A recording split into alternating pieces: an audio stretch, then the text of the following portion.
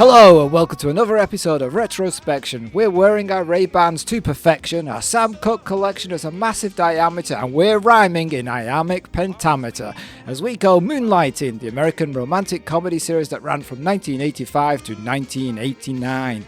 My name's Colin, and this may be a good time for you and me to have a little chit-chat. Well, if there's ever a time, this is the time, isn't it? It is, yeah, when we're face to face. I did like the little Mr. Pesto moment that you had there. That was good. Thank you. Yeah. Thank you. I assume that's what you were doing. Yeah. That was the idea. Have you got more of that, by the way? Nope, that's it. Thank God for that. My name's Paul, and remember, lesson 1. Imagine your entire audience is completely naked. Boggles the mind, doesn't it? I said your audience, not your co-host, actually. Oh, sorry. You are the audience. You're my audience right now, and I'm your audience. That is true. So it doesn't work for either of us. We can only see each other. TVDB says when former fashion model Maddie Hayes goes broke and finds that one of her few remaining assets is ownership of the Blue Moon Detective Agency, she is tempted to liquidate it until she meets the quirky employees and gets involved in their even quirkier cases. That's a rather long-winded explanation for this, isn't it, really? It is, and I don't think she meets the quirky employees, except I suppose DePesto, but that doesn't win her over. I guess it's a series description rather than a pilot description. Because in the pilot, I think DePesto's only got 2, maybe 3 scenes. And we don't meet... Do we even meet McGillicuddy in the first season? No. We don't, do we?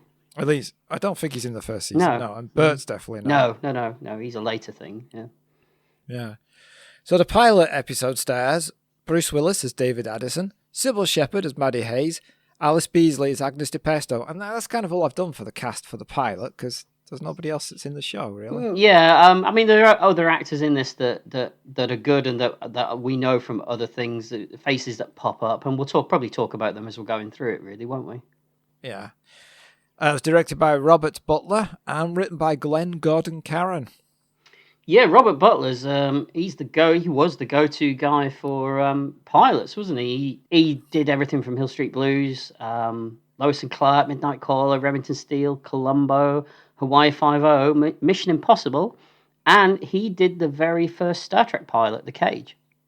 You know, it'd be an interesting way to theme a period of watching TV is to pick a director or a writer and then watch every TV show they did. Yeah, or maybe just the pilots. Yeah, pilots. I think Robert Butler was a pilot guy. He was the top tier pilot guy that you would try and get. If you had a pilot, that's who you'd call. You think about all those credits. There's some good stuff there. I didn't hear a single bad one of the ones you've listed. I mean, you probably cherry picked. But... I did cherry pick. There's a lot more. Yeah. Okay. Each episode was shot like a film.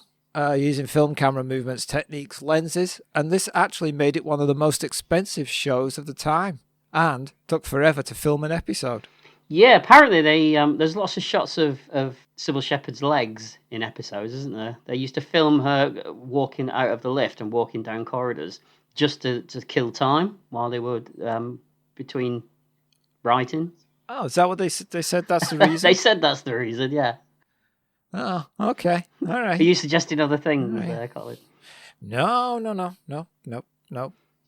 Scripts were often rewritten on the day of filming, leaving Willis and Shepherd to have to learn pages of dialogue right before shooting the scene. And those scripts were twice the size of other shows because of the amount of dialogue. Yeah, and they about 12 to 14 days usually, wasn't it? Yeah. Shepherd wanted Glenn Gordon Caron fired, and he did eventually quit because he thought that if it came down between him or her, the studio would choose to get rid of him. Well, that's obvious, really, isn't it? You're not going to get rid of one of your main stars, are you? But has there ever been a show that survived either getting rid of its original creator or one of its main stars?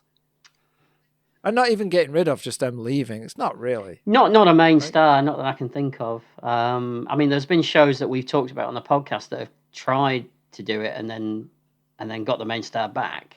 I think Chips Chips tried it, didn't they, for a while?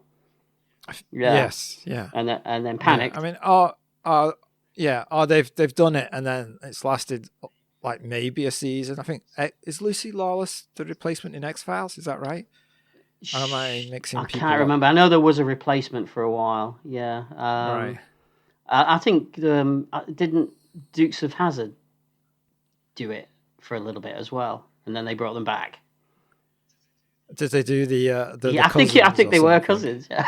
Oh yeah. Sounds about Yeah, right. it's tough. It's tough to do. I mean, I can think of shows where they've had ensemble casts and they've brought people. The one that comes to mind is Dax in DS9, where they recast the actress playing Yeah. her. But even then, that was I think that actress was only in one season. It was the last season. Yeah, Towards the end, yeah. right? Yeah. But Yeah. no, it doesn't usually work, does it? At one point, because Willis had broken his clavicle skiing and Shepard was pregnant, they weren't in many scenes. In fact, Mark Harmon, who was in the later season, would do entire scenes with them not even on set. They were just doubles. I can understand that. And I suppose we should say that this show did have a reputation for being one of the toughest sets to work on.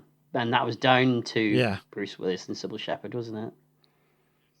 Yes, yeah. And also I think that just because they couldn't even make the number of episodes they were supposed to make because the production always fell behind. Partly because of them and partly because of the way it was made. I don't think they had a very good relationship, though, did they?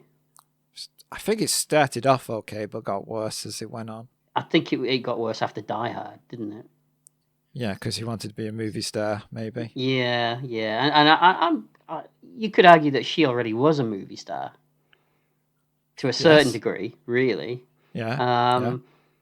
Did you read that it got down to the fact that he would try and do as little amount of work as he possibly could, and he was trying to get out of work as quickly as he possibly could at the end of every day? I always wondered why you loved Bruce Willis so much. I did. Really? Okay. Now it becomes clear why he's an idol for you. Yeah. No, if you could get away with it, you will, won't you? You know. Yeah. I mean, he was Bruce Willis.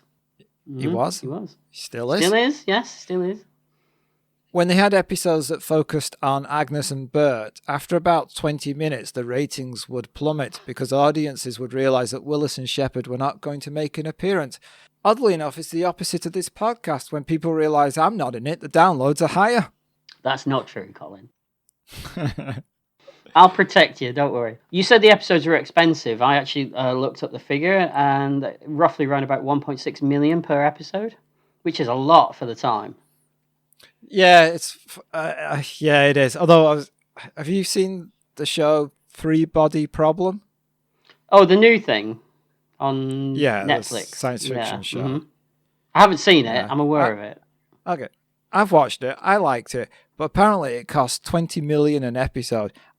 I have no idea where that money is watching that show. Are there any big names in it? No. Okay. I mean, I know. I mean, a lot of the actors are British because it was filmed in the UK. Do you think there's a little bit of creative accountancy going on there? Oh, I don't know. I just can't see. There's effects, but not enough to make that kind of budget. I have no idea. This is just terrible producing, I assume. Yeah. There's two for the show, 5 for me. That kind of thing. Yeah. So you're talking about how high that is. It just seems so low now, but like you said, high at the time. You call it terrible producing. There's some producers who would say that's quality producing. I suppose. Yeah, it depends who's getting that exactly, 20 million. Exactly. Yeah, okay. So the pilot aired on BBC One the 26th of May, 1986 at 9:50 p.m. And then the series actually started on the Thursday of that week on BBC Two, which is almost a year after the series started in America because it aired on the 3rd of March 1985. So it took almost a year to come across. That was pretty much par for the course, wasn't it, for getting American shows over here at that time? We always used to get Miami Vice at least a year after the season had finished in the States. Yeah. Yeah, it seems strange now. It does. So the schedule for that night on BBC One was at 5:30 p.m.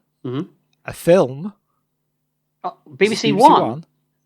Yeah, BBC One, 5:30 p.m. There's a film from 1980 called The Wildcats of Centrinians.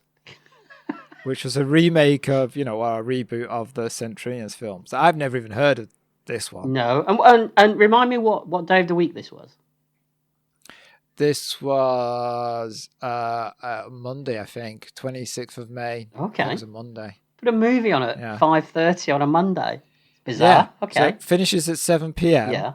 And then Wogan is on. Of course, yeah. Terry Wogan, yes. Yeah. 7:40 p.m. The Guinness Book of World Records. We lived back then, didn't we? Those TV, that's some TV. That's a night of TV, that is. 8:55 p.m. The Ross Abbott Show. I always thought Russ Abbott was always on ITV, but apparently not. He was on the BBC, wasn't he? Yeah. Okay. Yeah. I'm loving it so far. 9:30 p.m. The News. Although on BBC Two, Naked Video was on. Yeah, Naked Video. So would have flipped over for Naked Video. We should explain what Naked Video was, because it isn't what it sounds like. It was a. Oh yeah, I guess so. It was a comedy sketch show, wasn't it? Exactly. Yeah. 9:50 p.m. Moonlighting pilot, which finished at 11:20 p.m. Where you got a program called Summer of '66, which was a show about football in 1966. Of course, it was the 1 year where we won something. Yes. Yep. 11:55 p.m. Weather, then off.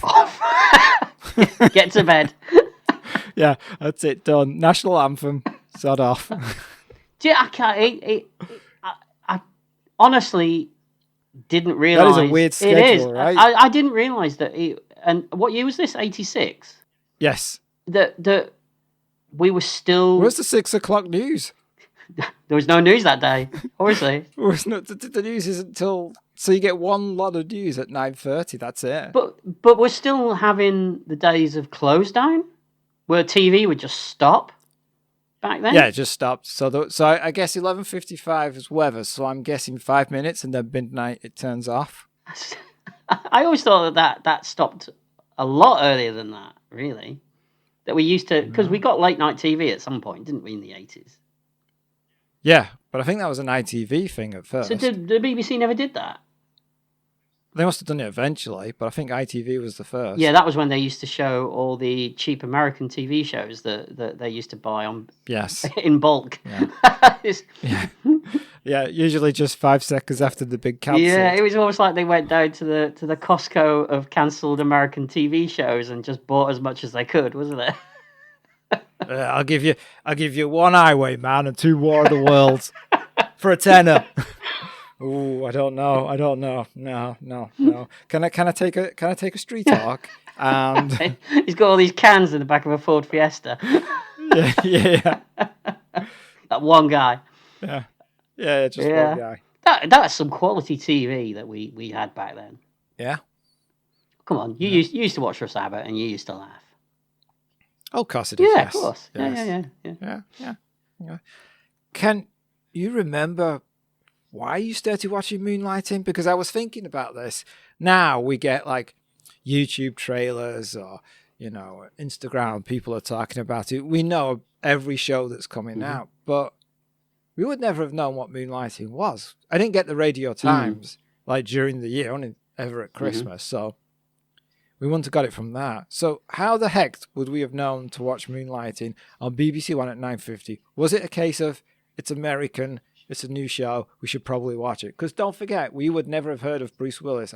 We wouldn't even have heard of Sybil Shepherd, really. No, not really. I think that's what it is, I think it was the fact that we used to just soak up whatever American TV shows were on at the time.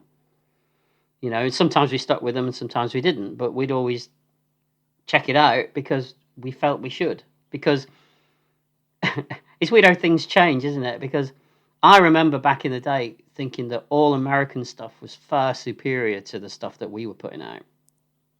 Yes. Yeah. And I've kind of swung the other way now. Oh, have you? A little bit. Oh, yes. But then also back then, like American shows were on prime time. Like 5 p.m. on a Saturday, 7 p.m. on a Saturday, it would be an American show. A-Team, Knight Rider, Street Hawk, Manimal. Oh, they were all primetime shows for us, weren't they? Yeah. Yeah, it's a weird thing. That doesn't exist anymore. No, I mean they're shunted to streaming services or Channel 5. Channel Channel 5. 5. Yeah, yeah. Um, I'll tell you what though, you reading that schedule, at least we know if we had to Marty McFly ourselves back in time, at least we'd know one day in that year where we both were watching Yeah, but Moonlighting. you'd be too busy trying to get off with your mum.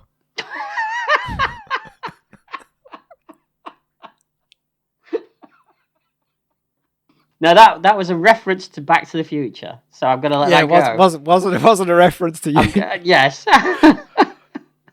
I'll let that go. Okay. At least you didn't say your dad. Well, that wouldn't have made sense, would it? No, I know. Yes. So and I remember I remember having long conversations about every episode with you of Moonlighting. Yeah, so we always I've watched wiped it. those conversations. Have you? From They're my all head. gone. Well, Yeah. hopefully it'll come back tonight. So. Yeah, nope, yep, it's true. We used to talk about it, and I used to tape every episode.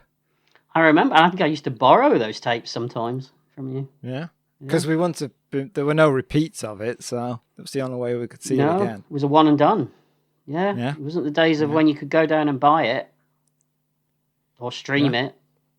Streaming was just a fantasy. It was something that happened in Star Trek. So we would have watched this that night, I think. Yes, so that's where we would have been on 26th of May, 1986. Not together, we should say. No. I would have been watching on my portable TV in my bedroom. Yes, and me too. And in fact, I think my portable TV at that time, I mean, you were posh. You probably had a colour one, didn't you?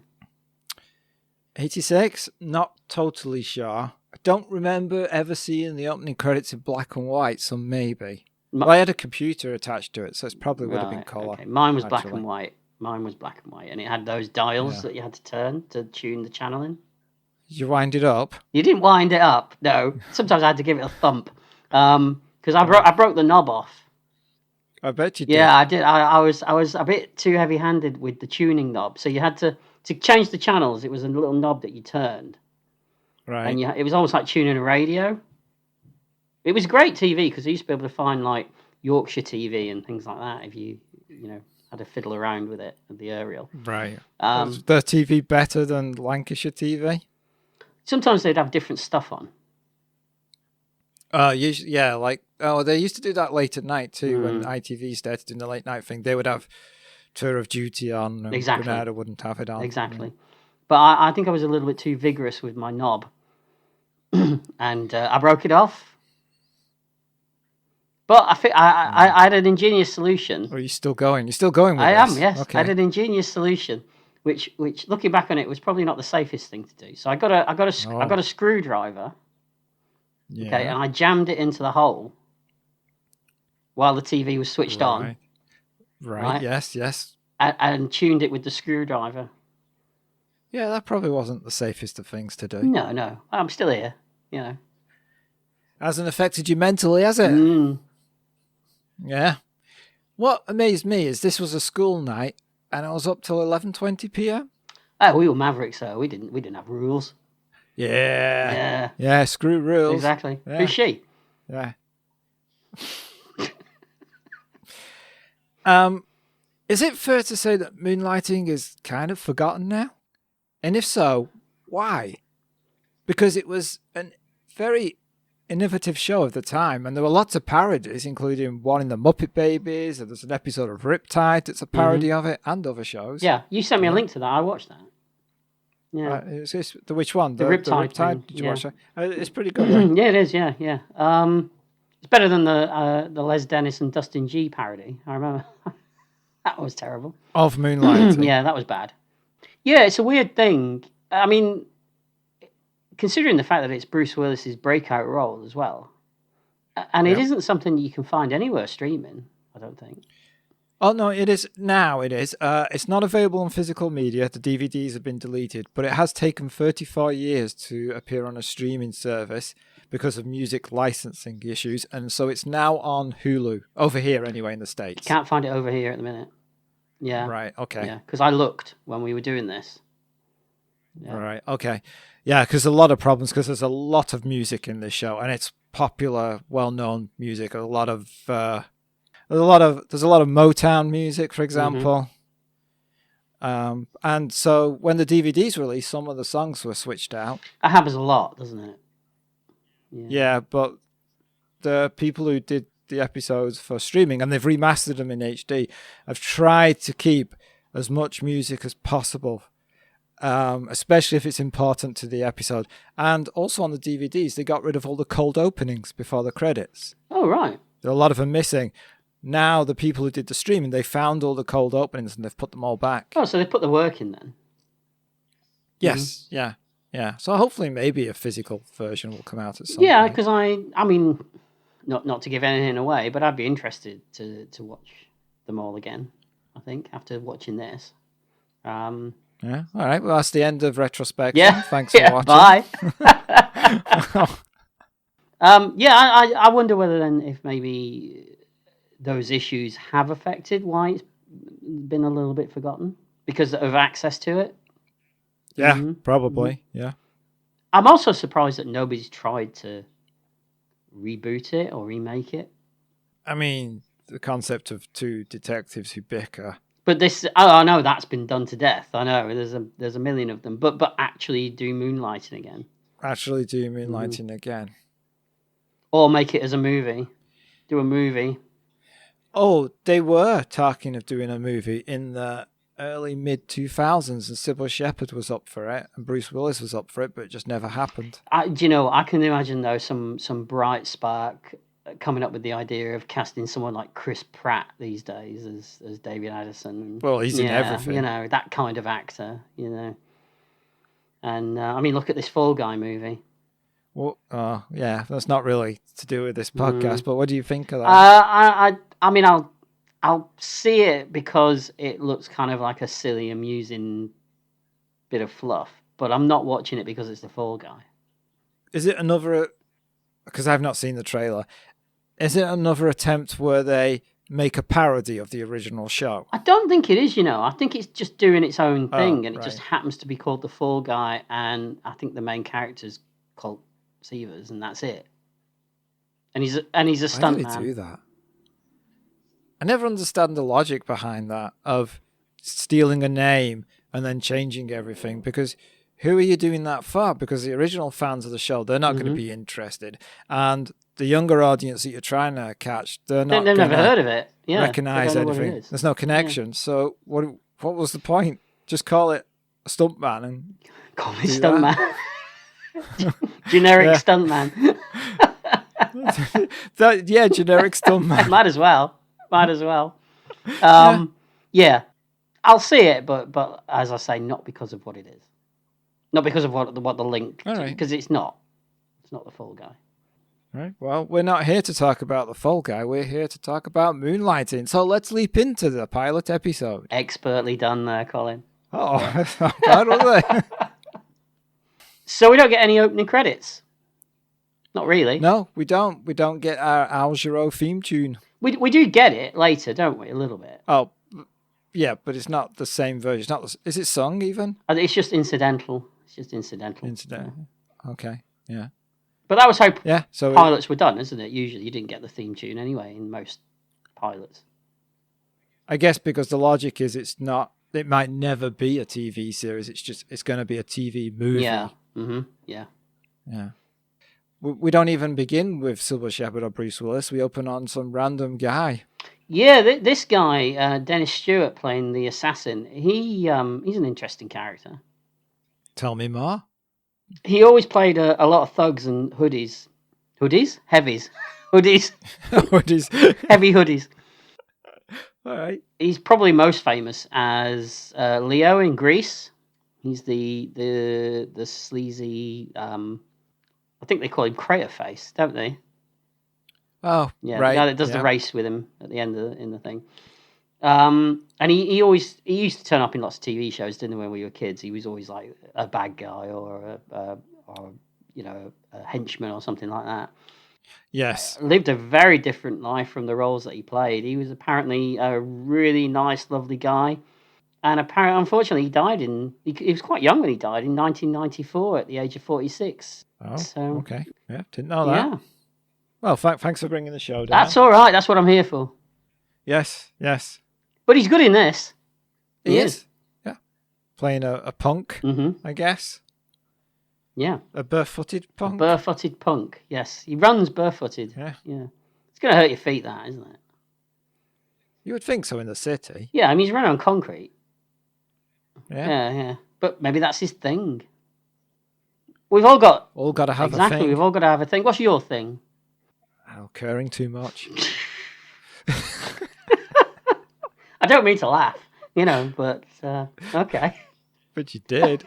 Well, I'm going to do it. Yeah. All right. We get a man who puts on 2 watches. Yeah, if this watch is so valuable to him, why does he wear it out when he's jogging? Why not just leave it at home where it's safe? Because he wants because the watch has sentimental value to him as well as financial value, and also he doesn't trust anybody to leave it at home. So he doesn't trust his wife. No, it's already looking quite cinematic though. This isn't it? This opening, don't you think? Yes, it doesn't look like your regular TV thing. I guess that's down to Robert Butler. That's why he was so in demand for this kind of stuff. And also, it's what Glenn, God, and Karen wanted. Wanted it to look like a movie. His whole thing was every episode of Moonlighting should be like a film. It'll be interesting if we did go back and watch the series, whether they kept that up. Yeah, I imagine the first 2 seasons, maybe. And then they fall back into the TV way of doing things. You do your master shot, you do your over the shoulders and your coverage, and then you're done and you're out. That kind of thing. Yeah. Surprised I knew that, didn't you? Yeah, you've been reading again, haven't you?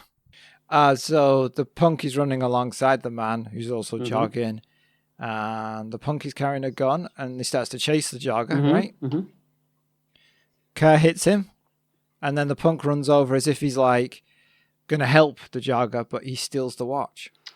It doesn't look like something that would kill you. I'm pretty sure I could survive that. Oh, should we try? What, try to run me over? Yeah. You run up the street, right? And I'll chase you in your car, right? And what speed do you think they're going at? 30 miles an hour? They're not going 30, are they? He looks like he's doing about 10 miles an hour. All right, I don't mind. We'll be conservative and say 10 miles per hour. I'll drive into you at 10 miles per hour, and we'll see what happens. I don't think it would kill me. I'd survive.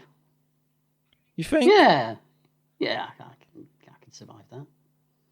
Okay, we'll give it a go. All right. I'm surprised that you. I'm surprised you're only just suggesting it after 40 years, Colin. Oh yeah, it's just occurred to me. It's a great idea, okay. And I'll get off because I'll just say, well, look at the podcast. He wanted me to do it. Okay. Listen to it. Okay. There's the evidence. It was an experiment gone wrong. The next time we're in the same country, we'll have a go.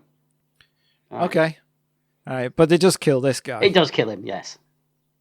Yes, the punk steals a watch, and we're off. And then we cut to photos of Sybil Shepherd on a wall. It's interesting, some of these photos and posters. They're obviously from.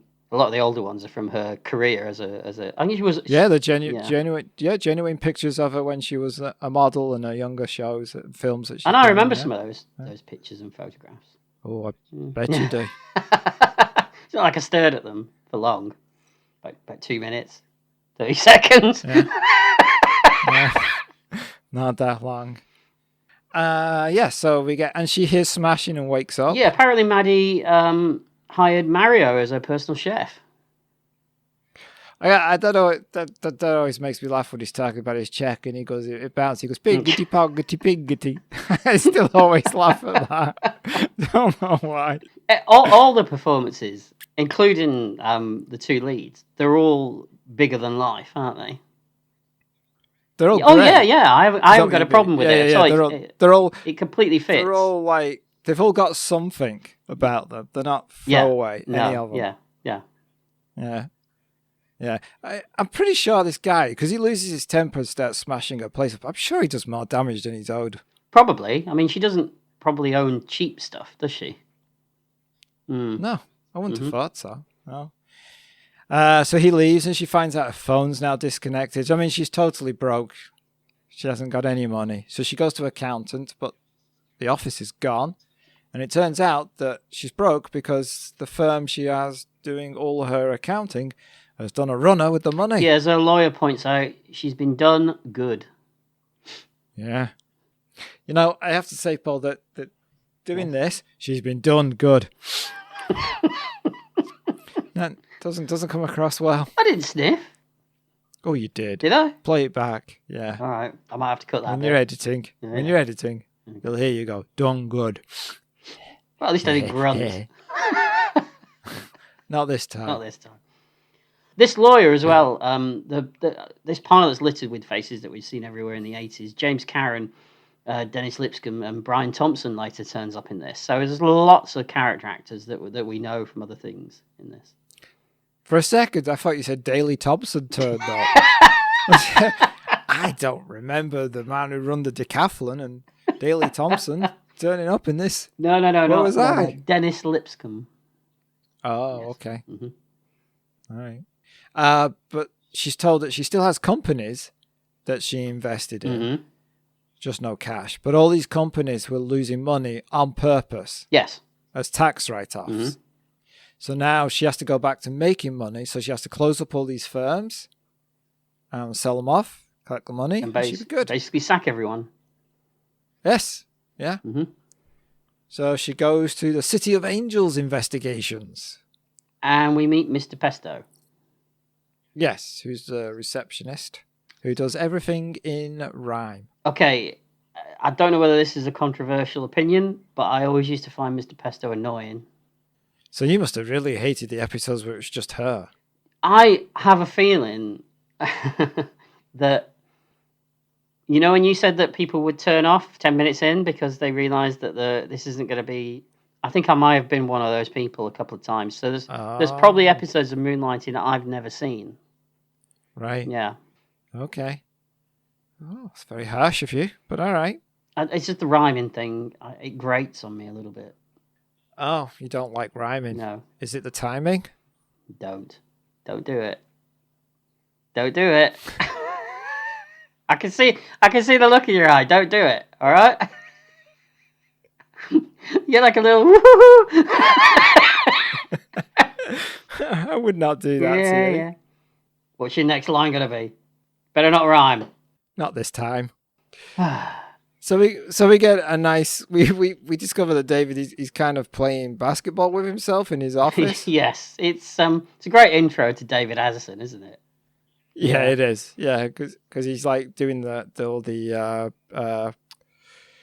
commentary, commentating. Yeah. He's doing all the commentating, and he's pretending he's the president shaking his hand, and then David Addison don't you think he's kind of one of those people that he'd be great fun for a couple of hours, but it would get old pretty quick.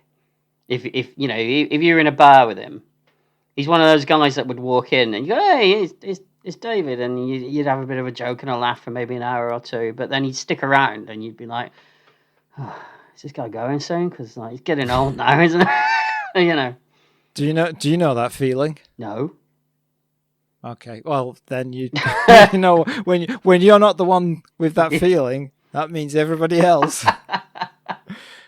This is one of the reasons that I'm not sure a movie in the early 2000s would have been a good idea, because David Addison, how old would you say he is? Early 30s here? Yeah, I would say. Late 20s, maybe? Early 30s? It's fine, him being like this crazy alcoholic, out with women all the time, party guy. But then by the mid-2000s... He's just some sad old guy, isn't he? Yeah, I think he should have grown up by now. So the series had a limited lifespan anyway. Yeah. The fact that it lasted how many seasons? 4. Can't remember a few. now. Yeah. The fact that he did that 5 is a testament to the fact that people didn't want to let these people go, really. These characters. Right. But you got to say that Bruce Willis was born to do this fast-paced scattergun dialogue. He's perfect. Yes. And we'd not long seen it we did Hudson Hawk a few episodes ago, and it's on show in that as well, isn't it? Yeah, it is. Yeah. So there's a little bit where the bucket that he's got on top of the door falls onto DePesto. And he's, "Why, you're looking a little pale." Yes.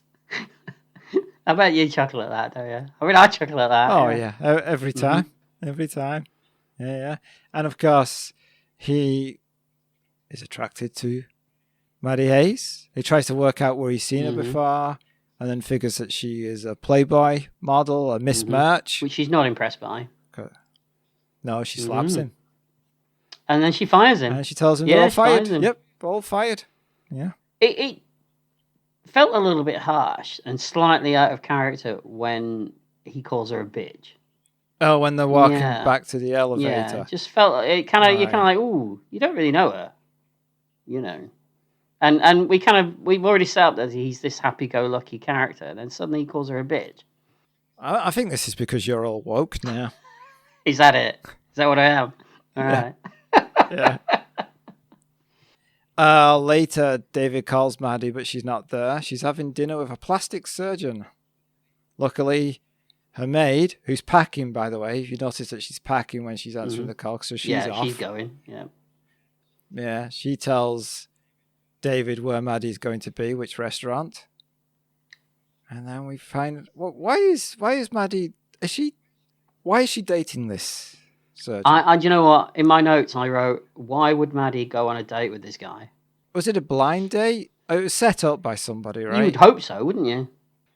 Yeah. I think they're trying to give you the idea that she has trouble finding the right guy. Oh, okay. Yeah, then that's perfect. Then I like, yeah, that's good. Yeah. And then David turns up. He does, yeah. We should say this plastic surgeon, he's, the shtick is that he never switches off. He's always a plastic surgeon, isn't he? Right, so he's like, oh, everyone he meets, he's like, oh, I could do something about that spot on your face or that nose if you just lifted your chin up a bit. It's kind of funny, and it's another one of those big performances that this actor's giving as well, isn't it? Mm-hmm. Yeah, for a character that doesn't really need it. Yeah, like you said, everywhere they're all written like this. There's another one later.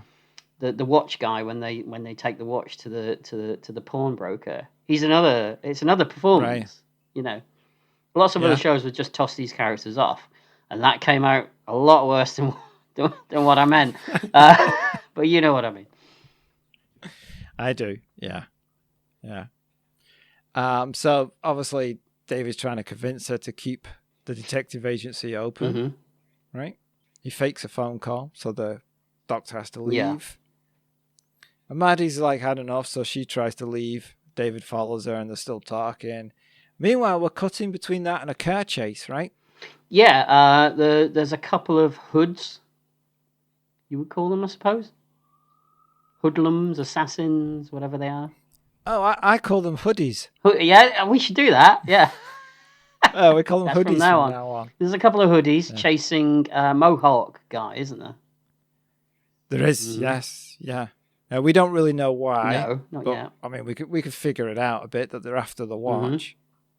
Yeah, and so it cuts between Maddie and David and this action sequence, which is a nice action sequence. It's a good chase. It is. Solid. It is, yeah. Yeah. And why did he end up at the same restaurant? I'm trying to remember. I think it's just a fluke. Just a coincidence. I think it's just a coincidence, yeah. Oh, no. I just remembered, Mohawk guy calls evil Nazi guy. And we should say that the Robert Ellenstein, who's he's pretty much channeling Laurence Olivier from Marathon Man in this movie, isn't he? Yes, he is. Pretty much all he's doing. But again, it's a good performance. I think he arranges to meet him at that hotel because he's there when what happens in a minute happens. He sees it all, doesn't he? Yeah. Yes, he does. He's sitting at the bar, right? Yeah. So there's a chase inside this restaurant, and as Maddie leaves, the punk is there, and he's acting all weird. He spits out the watch and forces it on her hand into her wrist, and then collapses and falls forward. Oh, and I like the bit where he's wobbling, and she's like, "Why is he doing that?" And David's like, "Gravity." And then he just falls. He's like, "Ooh, that's gotta hurt, falling on your nose like that." Yeah, they're really going for the screwball comedy in this entire sequence, well, the whole episode really, but this entire sequence in the hotel leading up to the guy falling out. The screwball comedy stuff is like really on 100 at this point, isn't it? Yeah. So they're taken to the police station, and I also like this sequence because he's like wisecracking to the police, and you think, oh, he's going to be in trouble. But then when it cuts to the next scene, he's coming out. They've got pizzas. He's like, everyone's his friend. He's so cool in that cell as well. The way he just pops the shades on and then calls for the pizza. And then he looks at them, doesn't he? And he says, "Guys, it's okay. I'm biting. Okay." Yeah. So yeah, and when he's coming out, he's talking about how he can copy some records for the cop. He's like, "I'll just give you a blank tape. You copy them. There's no problem." Which we used to do. I never did anything illegal Did you not? like that. No, I must have imagined it then. Yeah. You must have, yeah. Okay, must have been the other guy that I knew called Colin. I just wanted to say, going back to that whole bit in the hotel as well, the whole stuff with the lifts, that whole sequence was so well staged as well. It again felt like a movie. Yeah, builds tension. And I'm sure we've seen those lifts in those elevators in other movies as well. That building, look. I mean, those type of elevators are popular. They're the glass ones that are on the outside of the building. Not sure I'd feel safe in one of those. No, you wouldn't. No, I like to be inside, not outside. Don't do you? Mm-hmm. Okay. Anyway, back to the plot. Oh yeah. And so then it's Maddie's turn to be interrogated by the police, and hers isn't as fun as David's.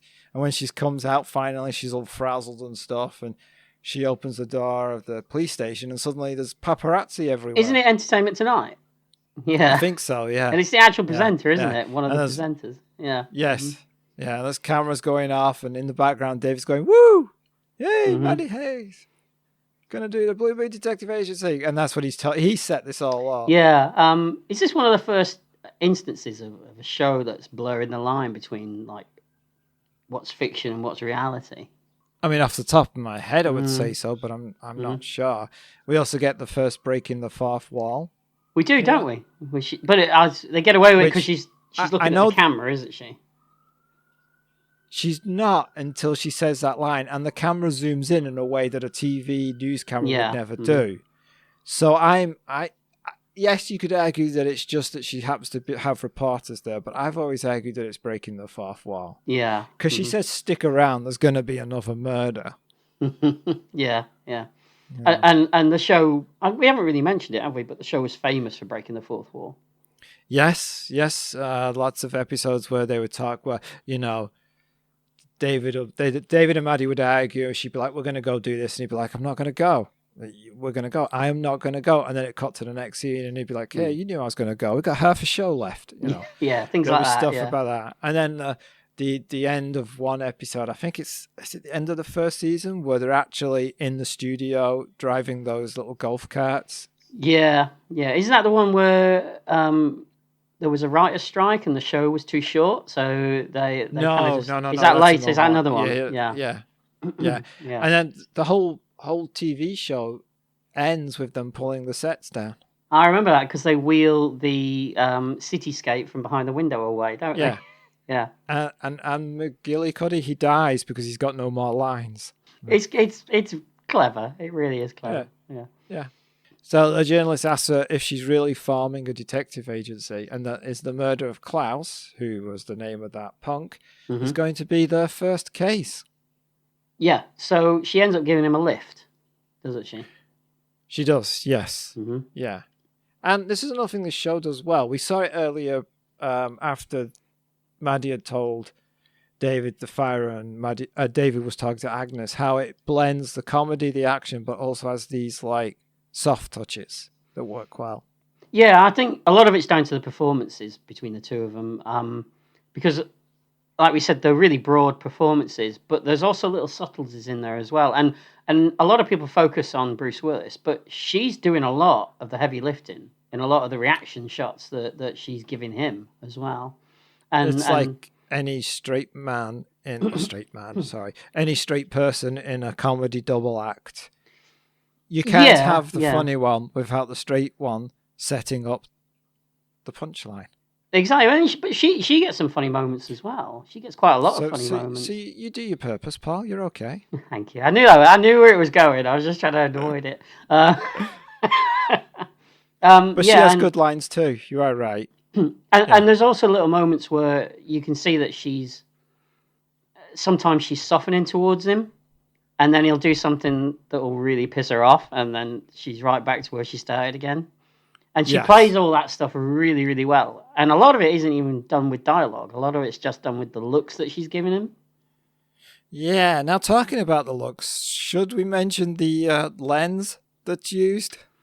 Yeah, there's a lot of Vaseline on that lens, isn't there, whenever they're filming Yeah, whenever they shoot a close-up of Sybil Shepherd, they use a soft focus lens. Is that something that she wanted, do you think, or do you think that was a decision from the show? I assume that's a throwback to the 50s. That's another example of it being a film of that period. Because they used to do that a lot then. Because, I mean, let's face it, she doesn't need it, does she? Nope. No. But it became a trope of the show, didn't it? Yes, and that Riptide episode that we mentioned. Yes, that's what I was thinking of. Yeah, when they do the close up of the woman, like you can't see her because it's so blurred. And then I don't know if when you're watching that in the background, you can hear a guy talking about how we need more softer lenses. We need more lenses. Yeah, I think people forget, like you said, as this show is forgotten to a certain extent, just how much of in popular culture this was big. This affected lots of other things. This had impacts on other things. This show. Gonna talk about that in my sum up. I think. Okay. All right. Yeah. Okay. Yeah. They go back to Maddie's place, and bad guys turn up.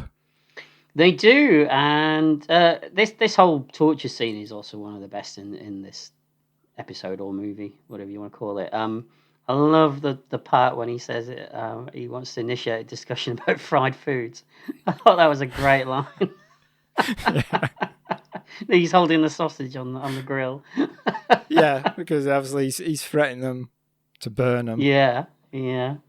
And Dennis Lipscomb, he's so hammy, and he knows what he's doing as well. Yeah. You know, and it's great, and he's monologuing is just dripping with like slime, isn't it?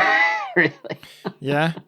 So he wants to know where the watch is. Maddie says she gave it to the police. Mm-hmm. Eventually, he believes them. Mm-hmm.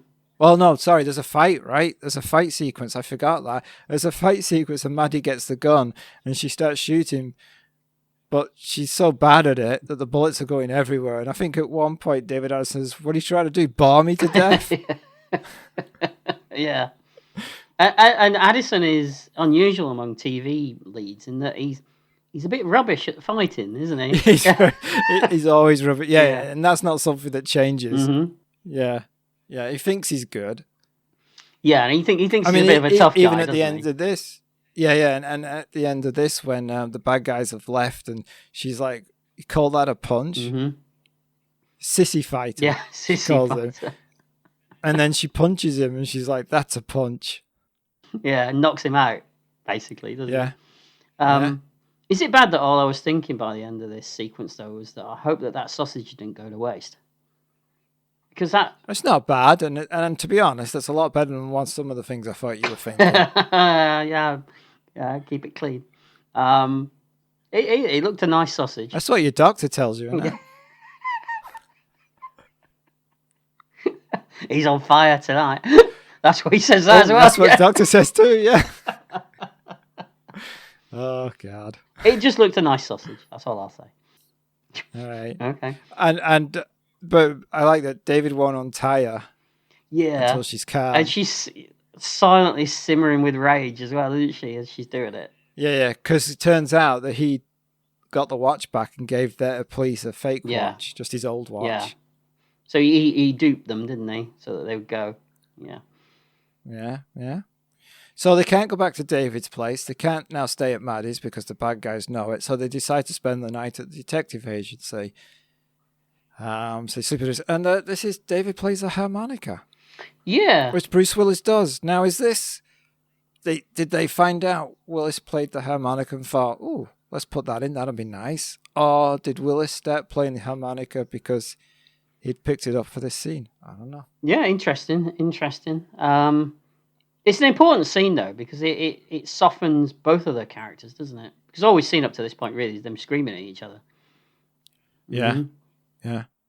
So the next day they go to a pawn shop to try and figure out, is this watch worth so much money that people are killing for it? This pawn shop proprietor looks like the most trustworthy person ever, doesn't he? Not. Yeah, yeah. I mean, when he says $3, you think, is it really worth $3 or is it worth 300? And you just pretty much. wouldn't trust him. Wouldn't trust him. But he shows that the watch, it doesn't work. It's got no motor in it, and it's just got some numbers etched into the back of it. And I love as he's talking about this, David says, "Oh, the plot thinnens." Yeah. Yep. So they leave, and then we realize that Hines has been following them, and he was in the back room, and he comes out and he asks the guy, tell me what the numbers were. And the guy's like, I don't remember the numbers. And he loses it and kills the guy. Very Marathon Man-ish. Doesn't he have a knife that comes out of his wrist or something? In Marathon Man? I don't think it literally comes out of his wrist. But he's got a device. He's not Wolverine. It's a very different TV show. He might be. He might be a mutant. You don't know. Yeah. Could be. Yeah. Yeah, and then we cut to them driving, which I always thought that it always looks like they're really driving in Moonlighting. Yeah, do you do this in American TV shows? Do you always try and see the reflection in the shops that go past just to see if it's on a truck or something? Yeah, because that's usually the way. If Knight Rider did a lot of that, didn't they? Where the car would be it's on a flatbed. Yeah, and you could tell because it's higher than every single other car on the street. But this looked right, so I couldn't work out whether it was back projection or whether they really were driving. It looked real. Maybe really driving, they just put cameras on the attached cameras to the car. Yeah. It looked good. It looked good. And we get a bit of a moment of seriousness, don't they? Yes, because she thinks that, she accuses David of not being a very good detective and not knowing what he's doing, and he loses it. Yeah, and it gives him some more layers at this point, because all we've seen is the happy-go-lucky guy who doesn't really seem to take anything that seriously. Right, all they were seeing was me. Is that you? Is it? Wait. You're comparing yourself. Are you comparing yourself to David Addison or Bruce Willis? Well, I'm comparing myself to this facet of David Addison. The happy-go-lucky? That's me. Is it? Okay. Yeah. All right. Okay. I'll take your word for it. All right. Good. Yeah, and then they pull over, get a newspaper, and he makes a look through the obituaries, right? And they figure out about the person. I can't remember how they get to the Kaplan, how they get to the widow. There is a way, and I forgot. They get to the widow, and we get some good drunk acting from this actor. It's just enough without crossing that line, I felt. Yeah, that's what you do, isn't it? Every day. It's all an act. Yes. It's all an act? Yes. You're actually fair drunker. It's good acting, isn't it? Right? It's very good. Yeah. I've seen that Michael Caine acting class thing where he's talking about how to play drunk. What do you say?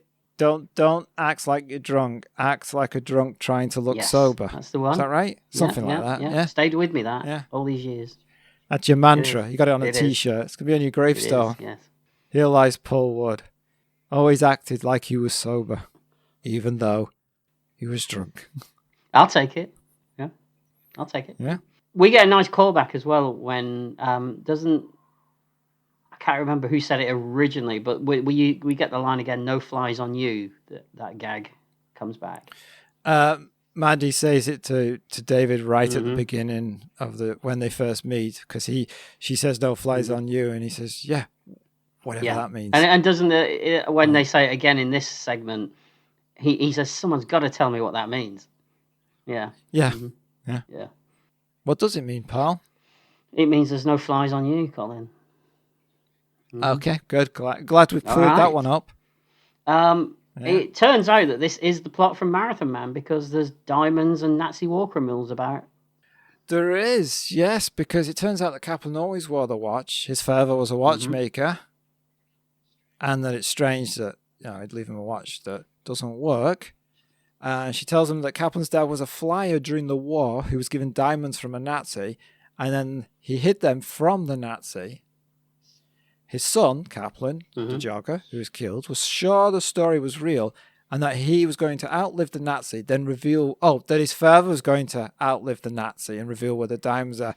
But his father is killed, and then Kaplan is killed. Yeah. So everyone's getting killed. Yeah. So they've got, a basic idea of what's going on, sort of, but they don't know where the watch comes into and what it's useful for. So they go back to the car, and Maddie gets in, and then David says, I think you should probably get out the car because there's a dead man in the car. And it's the guy from the sausage scene. Yes. And otherwise, like, how do you know he's dead? And it's either that or he's wearing an obscene amount of blue rouge. I like the line from just before they get in the car when David says, "The flies slide, the Spock beam up." You like that, do you? Yeah. Any chance to get Star Trek in there, it's always fun. Yeah. There's this point, Maddie's had enough. She wants to go to the police. She demands the watch. They go to a bar where she's going to call for a taxi. Do you buy that she would just go to this bar when she's so riled up?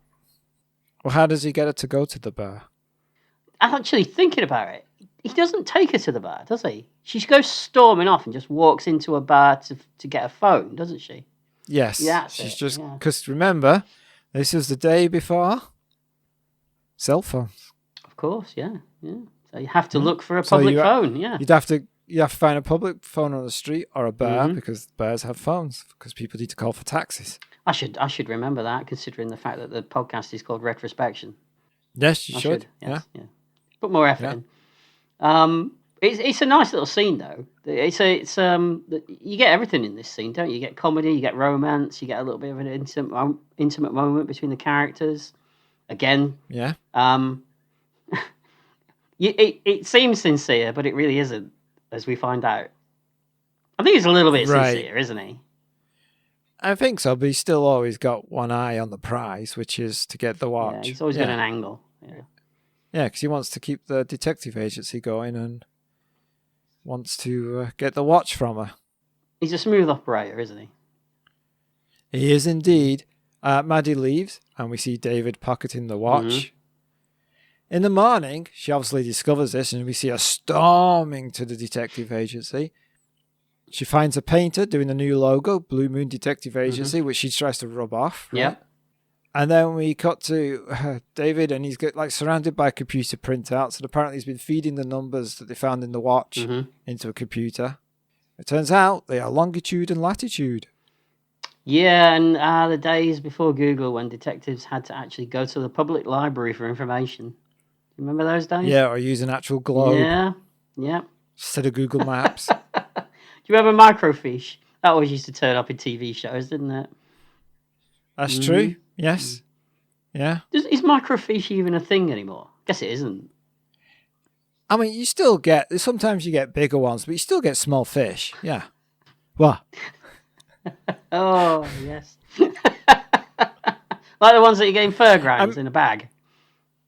Yes, that one. That's it. Those are microfiche. I don't think they're allowed to do that anymore, you know. Put goldfish in bags? In bags, no. Well, okay, not nice for them. Let's be honest. Not really, no. Not really. Swimming around in your feces-filled water. They never used to live long, did they, when you got them home? No. I used to overfeed mine all the time. Probably shouldn't say this on the podcast, should I? No, fish murderer. Yeah. I always thought they looked hungry, so I used to give them loads of food. And then come down the next morning and they'd be dead. How would you know they looked hungry? Because they're always opening and closing their mouths? Possibly. They look sad. They look sad. Do they? Yeah. All right. Little goldfish swimming around in my bowl. Yeah. Anyway, I think still microfiche exists, but I don't think it's commonly used. But there must be old stuff still only on microfiche. I can't imagine everything's been digitized. The question is whether the machines still work, because who's repairing those? Yeah, who's oiling the wheel? Yeah, that's right. They're oiled, pal. Well, they might be. They got moving parts. I don't know. Glad you have technical knowledge there. Do you know how they work? actually... Oh, here we go. Of course he does, yes. Stupid question. I'm asking the wrong thing there. You're asking a librarian how the microfiche works. Do you want me to explain the Dewey Decimal System to you while I'm at it? I wish someone would. Well, no. there's these three nephews of Donald, right? Huey, Dewey, and he's the decimal one. Is he? Yeah, so it's called the Dewey Decimal System. There's a Huey Decimal System. Right. And I can't remember the name of the third one. There's a Daisy Decimal System. What was the third duck called? Huey, Dewey, was it Louie? Louie. I want to say Louie. Was it Louie? Yeah, Huey, Dewey, and Louie, yes. All right, so there's a Louie Decimal System. Mm-hmm. Okay. Yeah. All right. Yeah. I'm glad you cleared that up for me. It's for counting feathers. Wow. All right. So the numbers are longitude and latitude. And I'm glad we're amused. Yeah, just us. Just us, yeah. I mean, I'm lucky that it's you as well. I know. To be honest. I know. And they go to that location, and it's quite a famous Los Angeles landmark. Yeah, I've seen this before in movies and TV shows. Yeah. That's going to annoy me, but I've seen it recently in something else. And I looked at it and I was like, oh, that's the one in Moonlighting. And now I've completely forgotten what it was that I saw it in. You'll mention it maybe 6 episodes in the future and it'll just come out. Right. Yeah. So they climb up to the top and they figure that it's somewhere where the clock face is, because there's a giant clock face at the top of this building. David tries to climb up, but he keeps falling off. It's a good sequence, this, isn't it? Because it's, if you think about it, really, it's a finale to a show that doesn't revolve around a fight sequence or an action sequence or anything like that. And they pull it off. They do. And also, what's David doing? Why Maddie's just standing there? She's doing the work. Yeah, he's just looking up her dress, and which he admits to. Yeah, he does. Yes. Yeah. Even the blue screen stuff works. It holds up, I think. I was watching it. I was trying to figure out, like, was there did they put a platform? Because it looks like they're really in front of that on that street, and I know there's no building next to it. So did they build a platform? I think when you get the shots looking down, it's blue screen. When you're looking straight down. You think it's blue screen? Yeah, I think it is. I don't think it's blue screen. You don't? No, I think it's a forced perspective, and they've done something like put a platform or something. Okay, all right. But either way, it looks good. It works. Yep. Yeah. Not a problem with it. I mean, the only slight problem I have is at the end when Maddie Hayes is on the ladder. It's clearly a stuntman in a dress. Yeah, she's a bit... Or it's a stunt woman. Either way, not the same build as Sybil Shepherd. Yeah, she's definitely a little bit more hench, let's say. Yeah. Which gives me another reason to think that it's not a blue screen as well. I suppose. Why would you need a stunt person? I suppose, yeah. Yeah. But yeah, it's good. They go out on the ladder because Hines turns up and he wants the diamonds and they're not going to give it to him. And it's a good sequence, right? Yeah, and so David climbs out onto the edge of the ladder, doesn't he? And Maddie throws him the diamonds. Yeah, good job he catches them, isn't it? Can you imagine it was you? I can catch. Diamonds everywhere. I can catch. I don't know where this false narrative where I can't catch things has come from. You'd catch a cold. We definitely know that. Oh, yeah, I can do that. Yeah, definitely. Yes. I can catch things. I can catch a ball. Yeah. I can catch a small child. Hold on, you're not going to spend the next hour listing spherical objects and other things that you can catch, are we? I can catch... Because we could be here a while. All right, okay. I'll leave it there. I can catch a shoe. Why a shoe? People throw shoes at me sometimes. Do they? Yeah. It's not a joke either. In anger? It's not a joke. Anyway. Who's the last person to throw a shoe at you? We'll leave it there.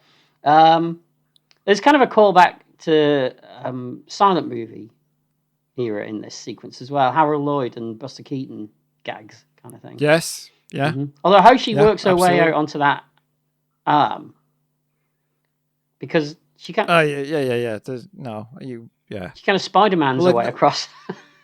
We'll ignore the physics. Yeah, of it all. I think so. Yeah, But a Nazi guy's forced to climb out onto the ladder, isn't he? And he basically falls to his death.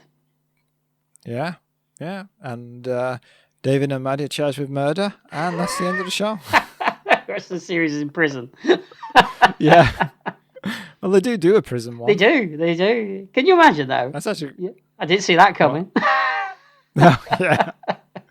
How are we going to spin this off as a show? Oh, I'm sure they could. Yeah, probably. They did a Shakespearean episode, so, you know. That's true. Yeah. That's true. And then they do that episode that's a complete dance number throughout the entire episode. That was a weird one, that, wasn't it? Yeah. Mm-hmm. Yeah. Blue...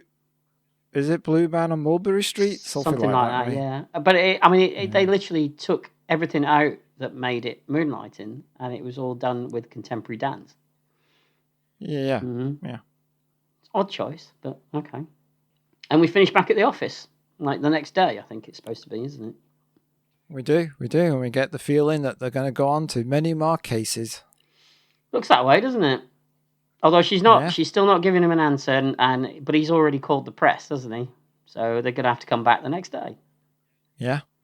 And that's the end of the pilot episode for Moonlighting. It is. So, Paul, and I mean, it's no surprise to anybody now. What did you think of Moonlighting? I've got to say, I was a bit worried going into it because I hadn't watched it in such a long time. Oh, seriously? It's been a long while. It's been a long time. And like we said, Moonlighting meant a lot to me as a kid growing up. It was a big deal. Yeah. So it was. I didn't want it to lose its sheen. Especially as we've talked the last few episodes about how when you watch something for the podcast and you're viewing it a little bit more critically, that you kind of don't enjoy it as much. Right, but do you find though, if you are enjoying it, you've forgotten to make notes? And that's what I did with this. Okay. I had to go back quite a few times. This still held up, I'm glad to say. The performances are all great. It's one of those cases of two actors instantly getting it, I think, and feeling like they've been playing these people for forever already, and you're already on the pilot episode, and it feels comfortable. The dialogue just zips and fizzes, doesn't it? It's so fast paced, and it hits you so hard in the face. Weirdly, I didn't think it had dated much either. Didn't feel particularly too 80s. Yeah, I mean, I think some episodes later in the series you can see, like, especially in her clothes, that it's the 80s, the power shoulder pads and things like that, and his baggy suits. But the way I was thinking more of the way it was shot and the way it felt quite modern. Oh, totally. Yep. Totally agree with you there. Yep. And in all the TV shows and pilots that we've looked at so far on the podcast, this has got to be up there as one of the best pilots. It's up there probably with the Starsky and Hutch pilot for me. Oh, which is a high benchmark, isn't it? We both agreed that was a good one. Yeah. It's nigh on perfect. Nigh on perfect. So it's a miss. It's definitely a miss. You got to say, watching this, you can definitely see why Bruce Willis became a movie star. Yeah, it was there from day one on this, in this, wasn't it? Definitely a hit every time for me. Loved it. Oh, okay. Cool. Go on. Don't surprise me then. But well, Moonlighting it's a contradictory show in that it calls back to Hollywood of the 50s and the way the actors speak and the filming techniques. You can easily imagine Cary Grant and Katharine Hepburn or William Powell, Myrna Loy doing this. Definitely. Yet, if you think about the detective shows at this time, Hunter, Magnum, Riptide, Remington Steele, this feels like a totally new spin on an old formula. Yeah. There was nothing like this on TV at the time, was there? No, and it's interesting that 1985 gave us two shows that changed the way other programs like this would be. What's the other one? Miami Vice. I thought you were going to say Miami Vice, yeah. Which is also another perfect pilot, I would say. Yeah, that's up there, yeah. Like you said, the chemistry between Willis and Shepard is electric. Now, this pilot has a slower pace than the normal episodes. That's probably because it's got room to breathe, but it doesn't detract from the impact. Yeah, like you said, it's one of those pilots that hits the ground running and doesn't need to be altered for the series to continue. You know, like you get a pilot, and then when the series starts, you're like, who are these characters? Yeah, they tweak Where's it a this little gone? bit. Why are they doing that? Yeah, there's none of that. Yeah. Nope. So for me, it's, totally a hit. And I'm going to go back and start watching it again. Excellent. Well, you've got a space in your schedule now because you've just finished watching the whole of $6 Million Man and Bionic Woman. So that's right. Yeah. So there you go. Crack on. Yeah. Yeah. Who needs a life? Not us. And with that, thank you for listening, and thank you to our Patreon supporters. And until next time, goodbye. Bye.